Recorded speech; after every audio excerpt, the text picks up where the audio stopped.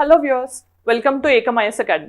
ఈరోజు వీడియోలో మనం రీసెంట్ టైమ్స్లో సుప్రీంకోర్టు స్పీకర్కి టైమ్ లైన్ అనేది విధించాలా లేదా, స్పీకర్ డిస్క్వాలిఫికేషన్స్ ఎస్పెషల్లీ డిఫెక్షన్ విషయంలో చాలా టైం తీసుకుంటున్నారు, లేకపోతే ఆ కేసెస్ని డిలే చేస్తున్నారు కావాలని అని చెప్పి కొన్ని పిటిషన్స్ ఫైల్ అయిన తరుణంలో సుప్రీంకోర్టు అసలు కాన్స్టిట్యూషనల్ కోర్ట్ అనేది స్పీకర్ లాంటి ఒక కాన్స్టిట్యూషనల్ ఆఫీస్ విషయంలో ఒక టైం లైన్ విధించవచ్చా విధించకూడదా, విధిస్తే అది జ్యుడిషియల్ ఓవర్ రీచ్ అవుతుందా లేదా అనే దాని గురించి పిటిషన్స్ ఎగ్జామిన్ చేస్తామని చెప్పడం జరిగింది. సో దీనికి సంబంధించి ఈరోజు మనం వీడియోలో ఏం డిస్కస్ చేస్తామో ఒకసారి వీడియో కాంపోనెంట్స్ చూద్దాం. సో ఫస్ట్ ఇక్కడ వీడియో కాంపోనెంట్స్ చూస్తే కాంటెక్స్ట్ ఏంటి, బ్యాక్గ్రౌండ్ ఆఫ్ ద ఇష్యూ ఏంటి, current stands of the supreme court ఏంటి, అసలు జనరల్గా పవర్స్ ఆఫ్ ద స్పీకర్ ఏంటి, మరి పిటిషనర్ సైట్ చేసిన ఆర్గ్యుమెంట్స్ ఏంటి, దానికి అగెయిన్స్ట్గా ఉన్న ఆర్గ్యుమెంట్స్ ఏంటి, తర్వాత మనకి ఇప్పుడు వచ్చిన వర్డిక్ట్ వల్ల ఇంప్లికేషన్స్ ఏంటి, మరి ఎలాంటి రిఫార్మ్స్ని సజెస్ట్ చేస్తే స్పీకర్స్ ఆఫీస్ అనేది కొంచెం క్రిటిసిజంని తగ్గించుకునే విధంగా ఉంటుంది, అలానే కాన్స్టిట్యూషనల్ ప్రొవిజన్స్ ఏంటి అనేది తెలుసుకుందాం. సో ఇది ఎగ్జామినేషన్ పాయింట్ ఆఫ్ లో జిఎస్ పేపర్ 2 పాలిటీలో చాలా ఇంపార్టెంట్ టాపిక్. మరి ఇప్పుడు మనం డిస్కస్ చేస్తున్న కాంటెక్స్ట్ ఏంటి, రీసెంట్గా సుప్రీంకోర్టు కాన్స్టిట్యూషనల్ కోర్ట్స్ అనేవి అసలు అసెంబ్లీ స్పీకర్స్ విషయంలో ప్రాపర్ డిస్క్వాలిఫికేషన్ ఎన్షోర్ చేయడానికి టైం లైన్ విధించవచ్చా విధించకూడదా అనే దాని గురించి ఎగ్జామిన్ చేస్తాము అని చెప్పడం జరిగింది. సో దీని గురించి మోర్ ఇన్ఫర్మేషన్ తెలుసుకుందాం. రీసెంట్ టైమ్స్లో సుప్రీంకోర్టు బెంచ్ జస్టిస్ గవాయి గారి ఆధ్వర్యంలో ఎగ్జామిన్ చేశారు. దేని గురించి, తెలంగాణ అసెంబ్లీ స్పీకర్ డిస్క్వాలిఫికేషన్స్ విషయంలో తొందరగా యాక్షన్ తీసుకోవట్లేదు అని. సో ఇక్కడ మెయిన్గా ఏం జరుగుతుంది, మనం ఆల్రెడీ ఎవరినైతే ఎన్నుకుంటామో ప్రజాప్రతినిధులు వాళ్ళు ఎలక్షన్ తర్వాత ఒక పార్టీ నుంచి ఇంకొక పార్టీకి జంప్ చేసినప్పుడు పార్టీ ఫిర్యాంపుల చట్టం అంటాం. సో ఇక్కడ ఏం జరుగుతుంది అని అంటే, వాళ్ళు ఒక పార్టీ నుంచి ఇంకొక పార్టీ షిఫ్ట్ అయ్యారు అని అంటే డిఫెక్షన్ అనేది 10th షెడ్యూల్ కింద రావాలి, యాంటీ డిఫెక్షన్ కింద.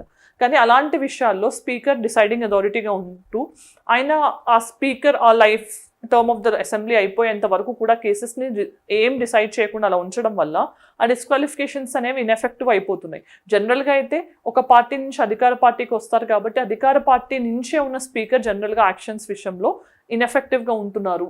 అలా కాకుండా వాళ్ళకు ఒక టైం బౌండ్ మేనర్ని ప్రిస్క్రైబ్ చేయండి అని చెప్పి కొన్ని పిటిషన్స్ సుప్రీంకోర్టులో ఫైల్ అవ్వడం జరిగింది. దానికి సంబంధించి అసలు సుప్రీంకోర్టు ఏం చెప్పింది అనేది ఒకసారి తెలుసుకుందాం. రైట్, అసలు జనరల్గా యాంటీ డిఫెక్షన్ అనేది ఒక యాక్ట్ ఎప్పుడు తీసుకొచ్చాం, 1985లో. మెయిన్గా ఏ constitutional amendment, 52nd constitutional amendment 1985 ద్వారా 10th షెడ్యూల్ని యాడ్ చేయడం జరిగింది. సో మన ఒరిజినల్ కాన్స్టిట్యూషన్లో ఎన్ని షెడ్యూల్స్ ఉన్నాయి, ఓన్లీ 8 షెడ్యూల్స్ ఉన్నాయి. బట్ తర్వాత సబ్సిక్వెంట్ అమెండ్మెంట్స్ ద్వారా 12 షెడ్యూల్స్ అనేవి రావడం జరిగింది. సో మెయిన్ ఏంటి, పొలిటికల్ డిఫెక్షన్స్ ఆపడంతో పాటు పొలిటికల్ స్టెబిలిటీని ఎన్షోర్ చేసి గవర్నమెంట్స్ కూలిపోకుండా ఆపడం అనేది మెయిన్ జాబ్గా కనిపిస్తుంది. సో దీనికి సంబంధించి అసలు జనరల్గా మనకి డిస్క్వాలిఫికేషన్స్ అండర్ డిఫెక్షన్ ఎన్ని గ్రౌండ్స్లో అవుతుందనేది చూద్దాం. సో ఫస్ట్ గ్రౌండ్ ఏంటి, ఎప్పుడైనా ఒక మెంబర్ వాలంటరీగా తన పార్టీకి రిజైన్ చేస్తే డిఫెక్షన్ వస్తుంది అండర్ 10th షెడ్యూల్. అది కాకుండా ఒక మెంబర్ పార్టీ డెసిషన్కి అగెయిన్స్ట్గా ఓటింగ్లో అబ్స్టెయిన్ అయినా, లేకపోతే ఓటింగ్ నుంచి తప్పుకున్నా కూడా పార్టీ డెసిషన్కి వ్యతిరేకంగా ఓట్ చేసినా కూడా డిఫెక్షన్ అనేది వర్తిస్తుంది. ఇది సెకండ్ గ్రౌండ్. థర్డ్ గ్రౌండ్ ఏంటి, ఒక నామినేటెడ్ మెంబర్ 6 months తర్వాత ఒక పార్టీలో జాయిన్ అయితే, అంటే నామినేటెడ్ మెంబర్ 6 months లోపు జాయిన్ అయితే ఒక పార్టీలో అప్పుడు డిఫెక్షన్ రాదు. కానీ ఎప్పుడైతే 6 months ఆఫ్ నామినేషన్ తర్వాత జాయిన్ అవుతారో అప్పుడు డిఫెక్షన్ వస్తుంది. అది కాకుండా ఒక ఇండిపెండెంట్ మెంబర్ తను ఎన్నికల్లో పోటీ చేసి గెలిచిన తర్వాత ఒక పొలిటికల్ పార్టీలో జాయిన్ అయినా కూడా డిఫెక్షన్ అనేది వర్తిస్తుంది. సో ఇవన్నీ కూడా 4 మెయిన్ గ్రౌండ్స్ అనమాట. ఈ గ్రౌండ్స్కి ఎక్సెప్షన్స్ ఏంటో ఒకసారి చూద్దాం.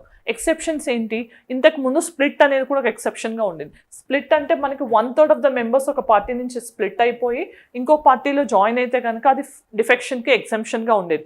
కానీ ఈ స్ప్లిట్ ఏదైతే ఉందో దీన్ని 91st కాన్స్టిట్యూషనల్ అమెండ్మెంట్ 2003 ద్వారా రిమూవ్ చేయడం జరిగింది. సో ఇప్పుడు స్ప్లిట్ అయినా కూడా ఇది డిఫెక్షన్ కిందకే వస్తుంది. మరి డిఫెక్షన్ కిందకి రానివేంటి అంటే మర్జర్ అనమాట. మర్జర్ అంటే 2/3 ఆఫ్ ద మెంబర్స్ ఒక పార్టీ నుంచి ఇంకో పార్టీలో మర్జ్ అయితే కనుక అది డిఫెక్షన్ కిందకి రాదు అండర్ 10th షెడ్యూల్. ఇది కాకుండా జనరల్గా ఆఫీస్ ఆఫ్ ద స్పీకర్ ఏంటి అంటే, స్పీకర్ కూడా మనకి ఎంపీస్లో ఆర్ ఎమ్మెల్యేస్లో నుంచి ఒకళ్ళనే ఎన్నుకుంటాం అనమాట స్పీకర్గా. సో జనరల్గా ఆ పార్టీ మెంబరే ఒక స్పీకర్గా ఎన్నుకున్న తర్వాత ఆ పార్టీ మెంబర్షిప్కి ఆయన రిజైన్ చేయాల్సిన అవసరం లేనప్పటికీ కూడా తన ఫంక్షన్స్ని న్యూట్రల్గా ఇంపార్షియల్గా ఫంక్షన్ చేయడానికి రిజైన్ చేస్తూ ఉంటారు. So voluntary resignation from his party is also a ground అని చూసాం కాబట్టి స్పీకర్ ఒకవేళ తన పోస్ట్ని ప్రాపర్గా కండక్ట్ చేయడానికి రిజైన్ చేయాల్సి వస్తే అది డిఫెక్షన్ కిందకి రాదు, అది కూడా ఒక ఎక్సెప్షన్ అనమాట. రైట్, నెక్స్ట్ మరి అసలు కరెంట్ స్టేటస్ ఏంటి ఆర్ స్టాండ్స్ ఏంటి సుప్రీంకోర్టుది అంటే డిస్క్వాలిఫికేషన్స్ డ్యూ టు డిఫెక్షన్స్ విషయంలో సుప్రీంకోర్టు ఏమంటుంది, స్పీకర్స్కి ఒక టైం బౌండ్ మేనర్ అనేది ఉండాలి with in a reasonable time అని చెప్పడం జరిగింది. సో ఇప్పటివరకు టైం ఫ్రేమ్ లేకపోవడం అనేది ఎందుకు జరిగింది అంటే కాన్స్టిట్యూషన్ పాయింట్ ఆఫ్ వ్యూలో అసలు టైం ఫ్రేమ్ అనేది విధించలేదు. అది మెయిన్ రీజన్గా సుప్రీంకోర్టు సైట్ చేసింది. తర్వాత కరెంట్ జ్యుడిషియల్ కన్సిడరేషన్ ఏంటి, అసలు మెయిన్ ఎగ్జామిన్ చేసిన క్వశ్చన్ ఏంటి అంటే whether a constitutional court was so powerless that it cannot direct a constitutional authority like speaker to perform his mandate. అంటే ఇప్పుడు సుప్రీంకోర్టు కూడా కాన్స్టిట్యూషనల్ బాడీయే, అలానే స్పీకర్ కూడా కాన్స్టిట్యూషనల్ ఆఫీసే. మరి ఒక కాన్స్టిట్యూషనల్ బాడీ ఇంకో కాన్స్టిట్యూషనల్ బాడీకి మీరు ఇవన్నీ చేయాలి అని చెప్పాల్సిన పవర్స్ ఉన్నాయా లేవా అనేది క్వశ్చన్. సో ఇక్కడ మన ఫండమెంటల్ రైట్స్ పాయింట్ ఆఫ్ వ్యూలో ఒక రిట్ గురించి మ్యాండేట్ చేస్తాం, అదేంటి మ్యాండమస్. సో మ్యాండమస్ అనేది ఎవరైతే పబ్లిక్ ఫంక్షనరీ వాళ్ళ డ్యూటీస్ని చేయడంలో ఫెయిల్ అవుతున్నారో వాళ్ళని కమాండ్ చేస్తూ సుప్రీంకోర్టు కానీ హైకోర్ట్స్ కానీ ఇచ్చే ఒక రిట్ అనమాట. మరి అలాంటిది ఇక్కడ పబ్లిక్ ఫంక్షనరీ అని స్పీకర్ మీద ఇంపోజ్ చేయొచ్చా చేయకూడదు అనేది క్వశ్చన్, రైట్. దెన్ ఇక్కడ సుప్రీంకోర్టు అనేది recent times regional political parties విషయంలో మనకి 3 టెస్ట్ ఫార్ములాని ఇంపోజ్ చేసింది. అది ఏ కేసులో ఇంపోజ్ చేశారు, Sadiq Ali versus election commission of India 1971 కేసులో. దాని ప్రకారం 3 టెస్ట్ని ఇంపోజ్ చేశారు. అప్పుడే మనం అది పొలిటికల్ పార్టీగా రికగ్నైజ్ చేస్తాం. సో ఇక్కడ మెయిన్ ఏంటి, aims and objectives of the party, దాని ఐడియాలజికల్ ఇన్ఫ్లుయెన్స్ ఎలా ఉంది, కనెక్షన్స్ ఎలా ఉన్నాయని, దాంతోపాటు ఇన్నర్ పార్టీ డెమోక్రసీ ఎలా ఉంది, మెంబర్స్ ఎలా సపోర్ట్ చేస్తున్నారు, అలానే మెజారిటీ సపోర్ట్ ఎవరికి ఉంది, న్యూమరికల్ స్ట్రెంత్, వీటన్నిటిని బట్టి ఆ పొలిటికల్ పార్టీని రికగ్నిషన్ ఉందా లేదా అని డిసైడ్ చేస్తారు. రికగ్నిషన్ పొలిటికల్ పార్టీకి ఉంది అని ప్రూవ్ అయింది అనుకోండి, అప్పుడు డిఫెక్షన్ అనేది వర్తిస్తుందా లేదా అని మనం డిసైడ్ చేయొచ్చు. సో ఇక్కడ మెయిన్గా పవర్స్ ఆఫ్ ద స్పీకర్ విషయంలో చూస్తే మరి డిఫెక్షన్ విషయంలో ఎవరికి అథారిటీ ఇచ్చింది constitution of India according to 52nd constitution amendment, presiding officer. ఇక్కడ ప్రిసైడింగ్ ఆఫీసర్ అంటే he can be speaker in the Lok Sabha or chairman in the Rajya Sabha.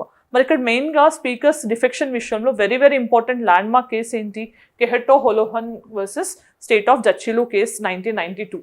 దీంట్లో ఏం చెప్పారు, స్పీకర్స్ ఆర్ చైర్మన్ డెసిషన్ ఏదైతే ఉంటుందో defection point of view final కాదు, judicial review ఉంటుంది అని చెప్పడం జరిగింది. జ్యుడిషియల్ రివ్యూ ఎప్పుడు చూస్తారు, మెలఫైడ్ ఇంటెంట్ అంటే బ్యాడ్ ఇంటెన్షన్తో కావాలని డిస్క్వాలిఫై చేసిన, లేకపోతే పర్సివరిటీ రీజన్స్ వల్ల కూడా డిస్క్వాలిఫికేషన్ని ఇంపోజ్ చేసినా కూడా అప్పుడు దాన్ని జ్యుడిషియల్ రివ్యూ ద్వారా ఎగ్జామిన్ చేయొచ్చు అని చెప్పడం జరిగింది. మరి ఇంతకుముందు ఇప్పుడు ఆర్గ్యుమెంట్స్ పిటిషన్స్లో ఏం సైట్ చేశారు సుప్రీంకోర్టు ముందు అంటే past judicial interventions. So supreme court ఇంతకుముందు ఎప్పుడైతే స్పీకర్స్ని చాలాసార్లు లాంగ్ పెండింగ్ కేసెస్ అన్నిటిని మీరు త్వరగా రిజాల్వ్ చేయాలని చెప్పి కేసెస్ని మనం స్పీడన్ అప్ చేయాలని చెప్పి ఇచ్చిన గైడ్ లైన్స్ని సైట్ చేస్తూ త్వరగా మీరు దాన్ని జ్యుడిషియల్ ఓవర్ సైట్ ద్వారా డెసిషన్స్ని టైం బౌండ్ మేనర్లో కంప్లీట్ చేయమని చెప్పండి అని చెప్పడం జరిగింది. అలానే స్పీకర్ ఒక క్వాజీ జ్యుడిషియల్ ట్రైబ్యునల్గా, క్వాజీ జ్యుడిషియల్ అంటే ఏంటి, కొన్నిసార్లు ఆయనకి జడ్జి లాగా డిసైడింగ్ పవర్స్ ఉంటాయన్నమాట. డిఫెక్షన్ విషయంలో అది కూడా సైట్ చేయడం జరిగింది. Judicial oversight without overreach. Judicial overreach అంటే ఏంటి, కోర్ట్స్ ఎప్పుడైతే లెజిస్లేచర్ ఆర్ ఎగ్జిక్యూటివ్ చేయాల్సిన పనుల్లోకి ఇంటర్వీన్ అయ్యి వాళ్ళ పనులు కోర్ట్ చేస్తుందో అప్పుడు ఓవర్ రీచ్ అంటాం.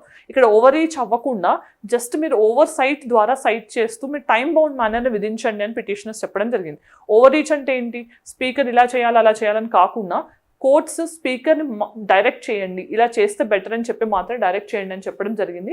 అలానే పొలిటికల్ బయాస్నెస్ అనేది ఉండటం వల్ల ప్రొలాంగ్డ్ డిలేస్ అవుతుంది. స్పీకర్ కూడా అధికార పార్టీ నుంచి వస్తున్నారు కాబట్టి అధికార పార్టీ మెంబర్స్ విషయంలో ప్రాపర్ డెసిషన్స్ తీసుకోవట్లేదు. దాని తర్వాత డిలేడ్ జస్టిస్ కూడా అవుతోంది. దానికోసమని టైం బౌండ్ మేనర్ని ఇంపోజ్ చేయండి, మిస్యూజ్ ఆఫ్ పొలిటికల్ ఫంక్షన్స్ని తగ్గించండి అని చెప్పడం జరిగింది. తర్వాత ఫిక్స్డ్ డెడ్ లైన్ ఉండాలి, అట్లీస్ట్ 4 వీక్ అంటే 30 or 28 డేస్ డెడ్ లైన్ని ఇంపోజ్ చేయమని చెప్పి పిటిషనర్స్ అడగడం జరిగింది. సో ఇలా టైం లైన్ ఉండటం వల్ల మనకి 10th షెడ్యూల్ యొక్క స్పిరిట్ అనేది అప్హోల్డ్ అవుతుంది అని చెప్పడం జరిగింది. So preventing manipulation through delay tactics. So మనకి మెయిన్గా కామన్ పొలిటికల్ స్ట్రాటజీ ఏదైతే ఉందో దాని ద్వారా ఏం చేస్తున్నారు, జనరల్గా డిఫెక్షన్ రిలేటెడ్ కేసెస్ అన్నిటిని పెండింగ్ పెట్టి ఆ 10th షెడ్యూల్ యొక్క మెయిన్ ఆబ్జెక్టివ్ని డైల్యూట్ చేస్తున్నారు. సో పెండింగ్ పెట్టడం వల్ల ఏమవుతుంది, లైఫ్ ఆఫ్ ద అసెంబ్లీ అయిపోతుంది, ఈ లోపు కేసెస్ డిసైడ్ చేయట్లేదు. సో ఆ కేసెస్ అన్ని కూడా ఇన్ఎఫెక్టివ్ అయిపోతున్నాయి. వాటిని తగ్గించడానికి పిటిషనర్స్ ఫైట్ చేయడం జరిగింది. సో మన ఆర్గ్యుమెంట్స్ అగెయిన్స్ట్ ఏంటి, కాన్స్టిట్యూషనల్ అథారిటీ లైక్ స్పీకర్కి అటానమీ ఉంటుంది, సో ఆయనకు కూడా ఇండిపెండెన్స్ అండ్ ఇంపార్షియాలిటీ ఉంటుంది. సో వాటిని క్వశ్చన్ చేయడం కరెక్ట్ కాదనేది ఇంకొక argument.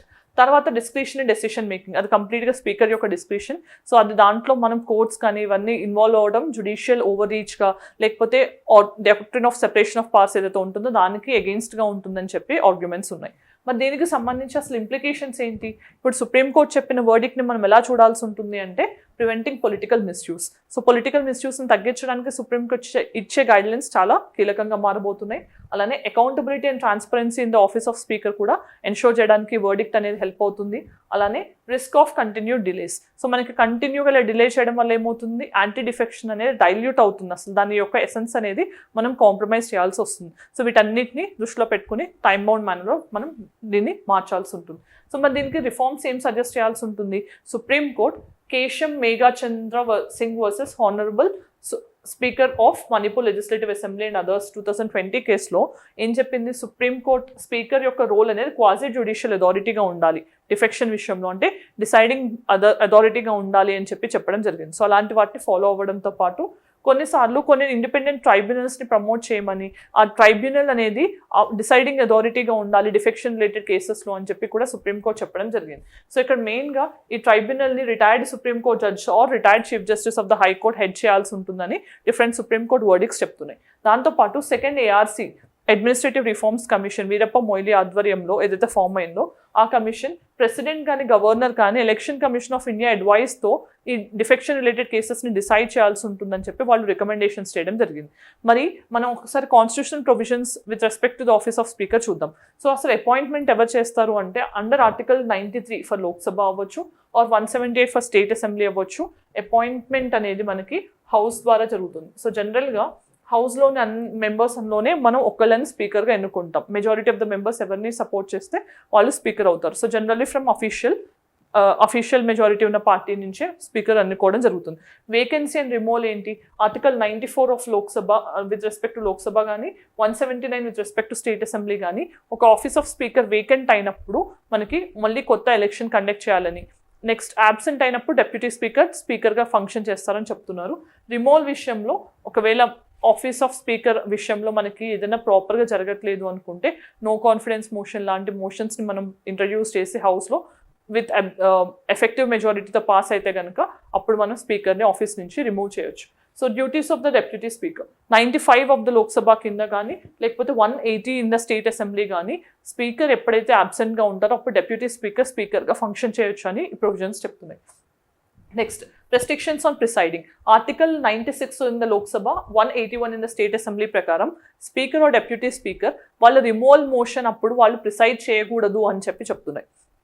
And then salaries and allowances under article 97 for Lok Sabha 186 for state assembly ఏం చెప్తున్నాయి? ఎవరు డిటర్మైన్ చేస్తారు? పార్లమెంట్ డిటర్మైన్ చేస్తుంది. And they will be charged on the consolidated fund of India. Charged fund cannot be ఓటబుల్, just it can be discussed. Then way forward ఏంటి? Office of the స్పీకర్ని strengthen చేయడానికి మనం ఏం సజెస్ట్ చేయాల్సి ఉంటుంది? ఒక ఇండిపెండెంట్ ట్రైబ్యునల్ అనేది రావాల్సి ఉంటుంది. అలానే బెస్ట్ ప్రాక్టీసెస్ UK లాంటి కంట్రీస్లో ఖచ్చితంగా స్పీకర్ తన పార్టీకి రిజిగ్నేషన్ ఇచ్చిన తర్వాత స్పీకర్ పోస్ట్ని ఆక్యుపై చేయొచ్చు అని చెప్తున్నాయి. అలాంటి బెస్ట్ ప్రాక్టీసెస్ని మనం కూడా ఇన్కార్పొరేట్ చేయాలి. దాంతోపాటు జ్యుడిషియల్ ఓవర్ సైట్ని ఇంకా ఇంక్రీజ్ చేయడంతో పాటు ఓవర్ రీచ్ అవ్వకుండా చూసుకుంటూ యాంటీ డిఫెక్షన్ లాకి సంబంధించిన కొన్ని రీఫార్మ్స్ని కూడా ఇంట్రడ్యూస్ చేయాల్సి ఉంటుందని చెప్పాలి. దెన్ కన్క్లూజన్లో మనం ఏం సజెస్ట్ చేస్తాం? రీఫార్మింగ్ ద డిస్క్వాలిఫికేషన్ ప్రాసెస్ అనేది మనం ఎన్షోర్ చేయాల్సిన ఫెయిర్నెస్ అండ్ ట్రాన్స్పరెన్సీ డెమోక్రటిక్ సిస్టంలో ఏదైతే ఉందో దానికి చాలా చాలా ఇంపార్టెంట్. అలానే న్యూట్రాలిటీని ఎన్షోర్ చేసి పార్లమెంటరీ ఇన్స్టిట్యూషన్స్ యొక్క మ్యాండేట్ని అప్హోల్డ్ చేయడానికి కూడా ఆఫీస్ ఆఫ్ ద స్పీకర్ని స్ట్రెంథెన్ చేయాల్సి ఉంటుంది. దీనికి సంబంధించి ప్రాక్టీస్ క్వశ్చన్స్ చూద్దాం. First question, consider following functions or powers of the speaker of the Lok Sabha. So first 3 options ఇవ్వడం జరిగింది. దీంట్లో ఎన్ని కాంబినేషన్ ఆఫ్ ఆప్షన్స్ కరెక్ట్ అనేది ఐడెంటిఫై చేసి కామెంట్ సెక్షన్లో చెప్పండి. Then under which article of Indian constitution is the office of speaker mention. Office of speaker A article కింద mention అయి ఉన్నారు అనేది కరెక్ట్గా ఐడెంటిఫై చేసి కామెంట్ సెక్షన్లో చెప్పండి. Next, which of the following statements about the speaker of Lok Sabha is not correct. Not correct గురించి 4 ఆప్షన్స్లో ఏది ఇన్కరెక్ట్ అనేది ఐడెంటిఫై చేసి కామెంట్ సెక్షన్లో చెప్పండి. Mains question, what is the 10th schedule of Indian constitution? Examine the role of the speaker in deciding the cases under anti defection law.